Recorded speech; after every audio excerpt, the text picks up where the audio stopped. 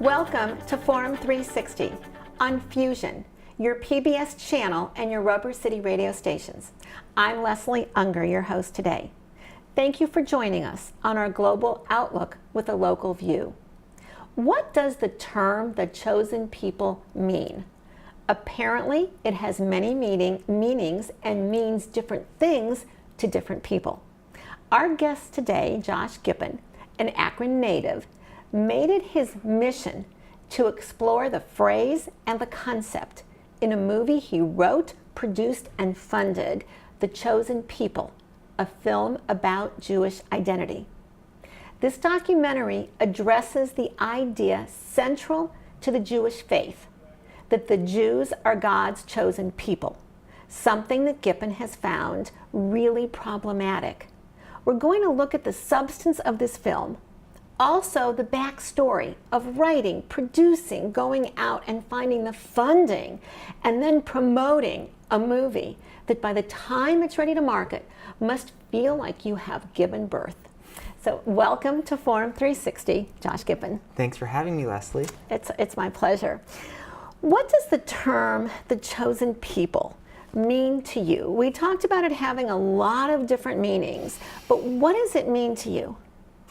Well, when I look at it as it is understood within the Jewish tradition as being God's chosen people, and I think the word "the" is very important. It's not that we are a chosen people among many, because some might say that Christians are also chosen, that many people could call themselves God's people, any religious group really. So I think that to say that the Jews are God's chosen people, the chosen people of God, is problematic for me because it excludes everyone else. It is to say that we are uniquely chosen. Okay, so I have to ask. Deuteronomy says your God chose you to be God's treasured people. 6 million people murdered in the Holocaust. How special, how exclusive is it to be chosen when 6 million of your people were killed? Right, that's a very good point. I mean, the question comes up in the film whether it is a blessing or a curse, and the old quote from Fiddler on the Roof, couldn't you choose someone else? So, I think to say that it is a blessing, if you looked at the history of the Jewish people throughout the course of, say, 3,000 years, there's nothing historically to say that we've led, that our lives have been blessed, that somehow we've avoided tragedy. I mean, we've had plenty of tragedy. But I think that still people would take offense, even if you'd say, being chosen means suffering very difficult trials. And it means that God is going to place these incredibly hard things in your path to overcome. I think even still, many, many other groups on earth would say, no, that's us. We are God's chosen people, and we're willing to take that on. We're willing to sacrifice our lives. I mean, if you just look at anybody that makes a sacrifice. Okay, so that's an interesting point, because I learned or relearned, because I can't really remember what I learned in Sunday school, okay? But in some of the writings, we learn that other religions were told about the Torah's prohibitions against murder, against adultery, against robbery, and they turned down the offer to be the chosen people. And only after going to every nation in the world did God finally offer the Torah to the Jews. So how chosen are the Jews if they were the last ones to be asked? Right, good point. Well, and that's a story. That's a story that's told in the Talmud. And how do we know? Right. We can't really know, right, if it's true or not, right? Right, and I mean, there's also an alternate story. I mean, that story, I think, the message behind it is that somehow it is something that is earned, that the Jewish people said, that other people said, well, we need to murder because we're marauders. You're asking us to change our whole lifestyle, or adultery, that's a part of our culture. You know, we have, but the Jewish people agreed to follow these commandments, and somehow that we merit that. But there's another story in the Talmud in which God, the Jews arrived at Mount Sinai, and that God literally lifted up the mountain up to the sky and held it over their heads and saying, I'm going to drop this on you. Will you accept these commandments, or otherwise you're dead? And so it was coerced in that story. Okay. Once again, these are just stories. Right. So what did you find with so many different interpretations of the chosen people? What did you learn in making the film about different interpretations? Yeah, one of the things that I found problematic to begin with, I mean, just sort of instinctively said, well, geez, this is going to cause some envy, and perhaps this is a cause of conflict among religions, and I think to say that in fact, the question comes up, could this be a root cause of anti-Semitism? That's an open question. And I think anti-Semitism is something that's rooted in Christianity and in kind of battling of two religions for who's going to be there first. So it's a more complex question. But when you look at the age-old conflict between Jews and Christians, between Jews and Muslims, a lot of it does have to do with competing over who are the true people of God. Who does God love the most? Or who is truly doing God's word? So when you started this project, and just kind of give me an idea, years-wise, from the time it was first a seed of an idea until, let's say that you showed it in the end of June. Okay. Let's take that time frame. Okay. What time frame are we talking about? Wow. Well, I would say I first started thinking about Judaism again because I was pretty much a secular Jew, a non-practicing Jew, for most of my adult life. I did a film about 9 years ago called, it was all about spirituality and Alcoholics Anonymous. And, Alcoholics Anonymous was founded here in Akron, Ohio. And so it was all about the question of how do you practice the 12 steps if you're not Christian? Because it was originally a Christian fellowship. So the title of that film was God as We Understand Him. And it talked to people of all different faiths and creeds. So a lot of God running around for a secular Yes, person. I was thinking about how in that film it was looking at how people with addictions, how did religion or spirituality or God function? I mean, what was the actual function in their lives? How did it help them to overcome their addictions, whether it was alcoholism, whether it's drug addiction?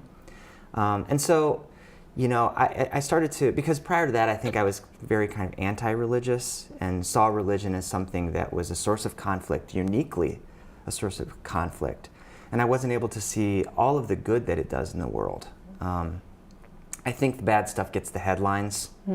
You don't hear stories about all that this Christian group or that Jewish group or that Muslim group is doing. Mission work or philanthropy or helping or teaching. All of it, just tons of it. I mean, I wish someone would do a study on that, of how much philanthropy comes from religious groups. So I think that's when I began to say, hey, this is something that, despite all of its warts, has value. And I started to get in there and say, what can we do to make religion viable in the 21st century? And that coupled with having children.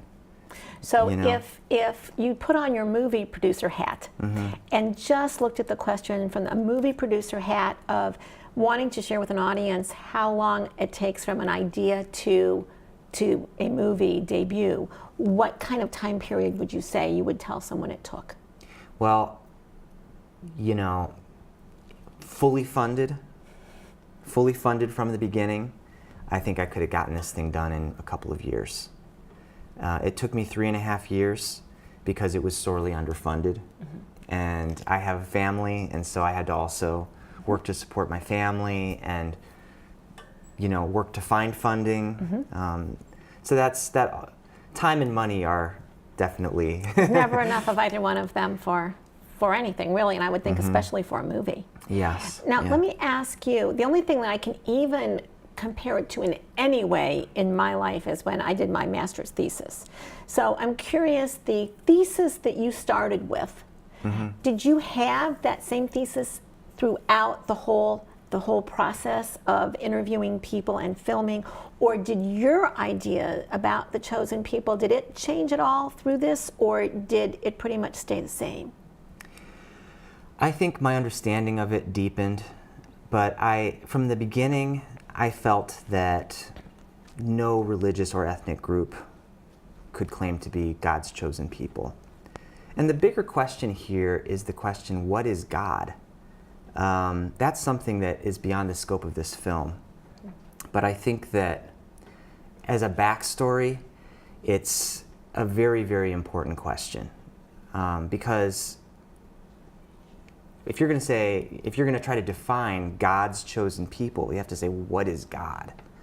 And if you're, you know, the old idea that God is an old bearded man in the sky who's looking down at us and judging us, for me, that's a very small understanding. And, you know, I love it. One of the people that I interviewed is Rabbi Art Green, and he wrote a book called Yud He Vav He, which are the letters for what we call God in Hebrew.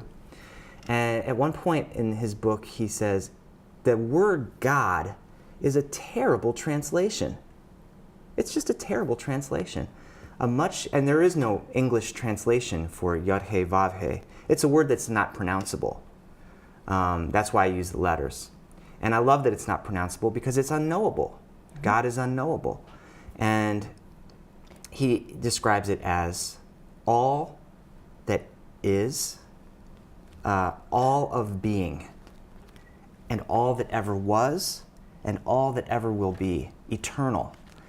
And I mean, just what we know now versus what they knew, what our ancestors knew 5,000 years ago about the vastness of the universe and just the immensity of time, the scope is just incredible. So you mentioned one person that you interviewed, Dr. Art Green. Yeah. How did you select the people that you interviewed, and even more so the people, how did you select kind of what kind of holes you wanted them to fill? Like, how did you decide, well, I need a rabbi to weigh in on this, or I need an Israeli to weigh in on this, or I need a non-Jewish person to weigh in on this? How did you pick the people that you interviewed? Yeah, but just to finish my point, you know, I think when we think about the scope, just the scope of the universe, throw away the word God because it's so problematic. It's loaded. If you look at the scope of the universe, the scope of human civilization, it's, in that context, somewhat silly to say that this one group of people at this very, very tiny sliver of time is God's chosen people. I mean, it's kind of absurd. And if we're just talking about we're just talking about planet Earth, right? To you. Absurd to you. To me. Okay.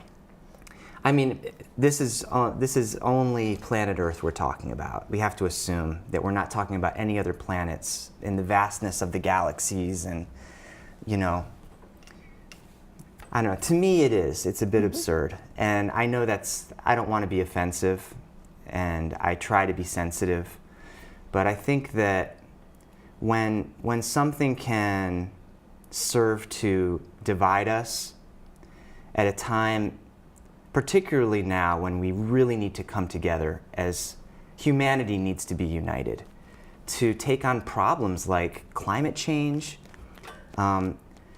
the idea of national borders that separate us, and looking at Mexican lives as being less important, or Arab lives or African lives as being less important, and acting in the interests of my group of people, whatever it may be, whether it's the Jewish people or whether it's white people or whether it's whatever group of people, to the exclusion of others. You know, I think in that context, it's okay to say, we have a problem here. And I'm sorry if I'm stepping on some toes, but we have a problem and we need to address it. So today we are talking with Josh Gippen, who a movie producer, writer, who has made a very thoughtful movie, The Chosen People, a film about Jewish identity. So how did you pick people to interview? And did you say, okay, I have this many people that see The Chosen People as problematic like I do, so I need to add some other voices, and it needs to be even, or it needs to be 25-75, or how did you pick the people that you interviewed? Yeah, and that's really important. I mean, what I'm talking about right now today is my opinion. The film is much broader, and I give voice to a wide variety of opinions.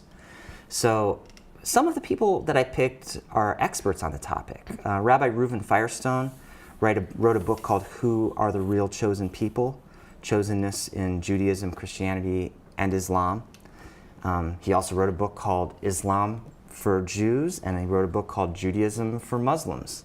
So he's really an expert when it comes to the whole history of this concept. I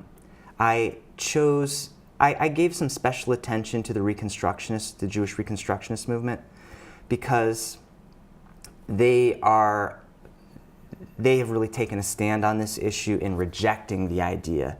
If you look at Reform, Conservative, Orthodox branches of Judaism, and even within Orthodoxy, the various branches of Judaism, across the board, everybody would say, yes, the Jews are the chosen people.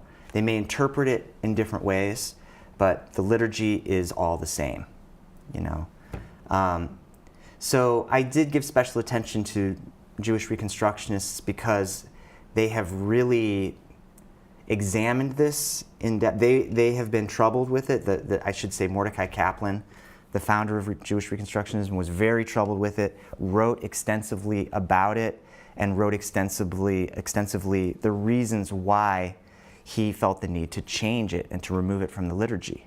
So there was a spectrum of people and opinions that you went out and got in this movie. Yeah, and like I said, the Reconstructionists, because they rejected the idea, but then I was really going after opinions that were opposite my own and opposite the Reconstruction. So I interviewed an Orthodox rabbi, and this Orthodox rabbi got a lot of airtime, just because he was offering really a polar opposite opinion, versus a Reform or Conservative, which is kind of in the middle.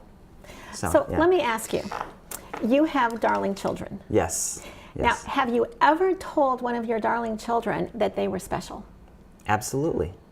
So then I have to ask you, what is the difference between telling your children that they're special and making them believe that they're special and they may be more special than other kids because they don't know what other kids are being told if they're special or not, but you're telling them that they're special. So what's the difference between, say, telling people you're special as a religion or you're special as a child? Yeah, I think that telling my kids that they're special for the reasons that they truly are special is very important. And I encourage my children, when I see one of my children do something that's above and beyond, I say, wow, you're really talented at gymnastics. You're really talented. You're a really great reader.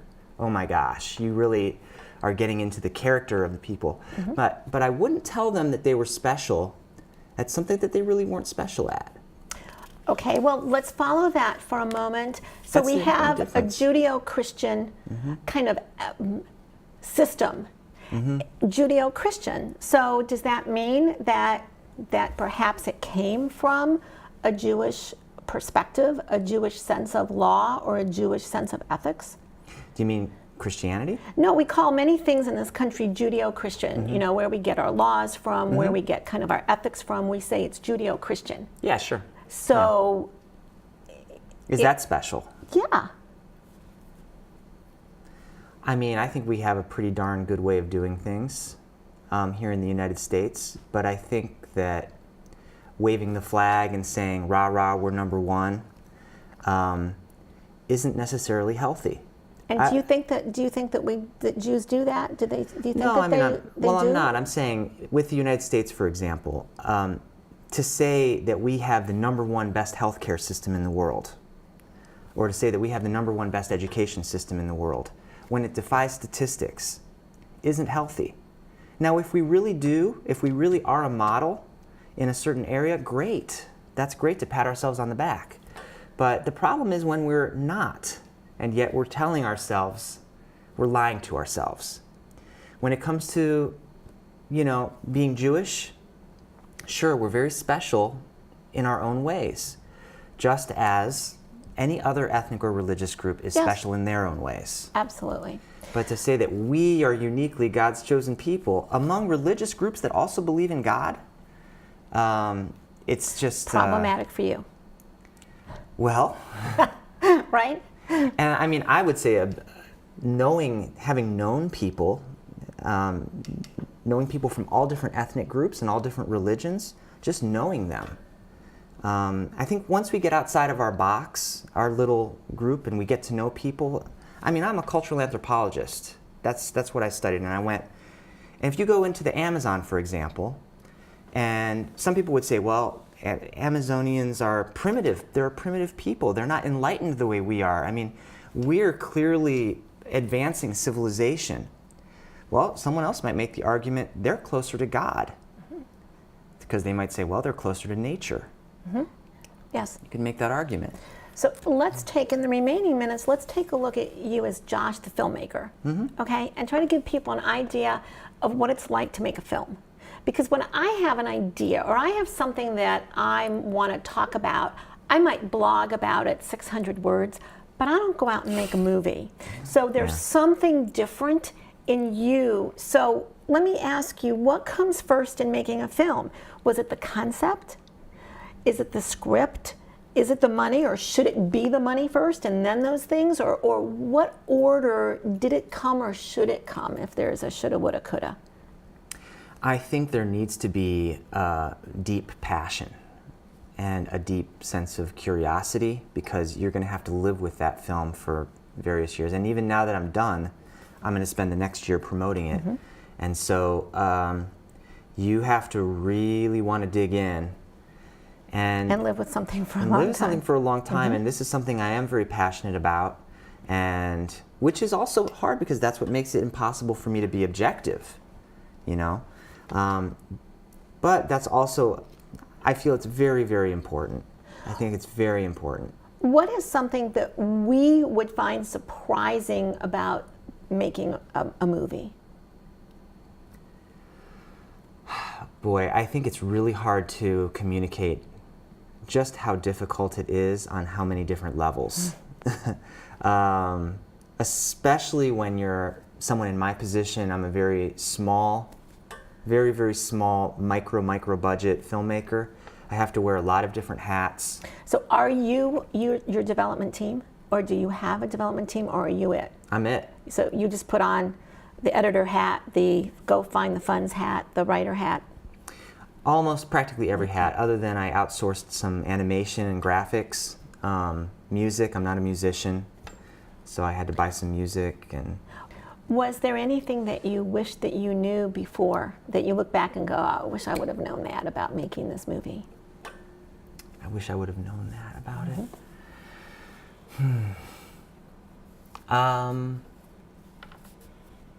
I'm happy with the way, I wouldn't change anything. I have to ask you before we conclude, as an Akron native, Skyway or Swenson's? Swenson's, of course. Today we have learned that the East Coast and the West Coast don't have a monopoly on movie talent.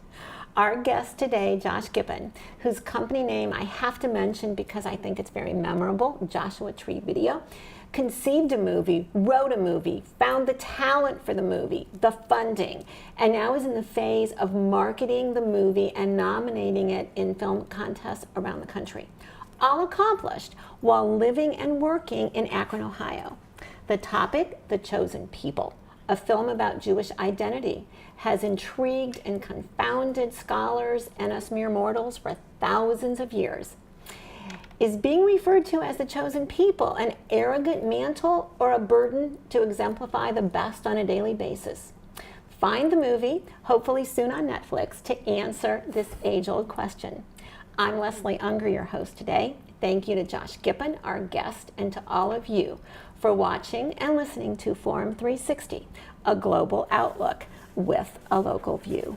Thank you. Forum 360 is brought to you with support from Electric Impulse Communications, Kim and Harvey Nelson, Rubber City Radio Group, Acronist.com, Hudson Cable, Medical Mutual of Ohio, Forum 360 supporters, and the Shaw Jewish Community Center of Akron.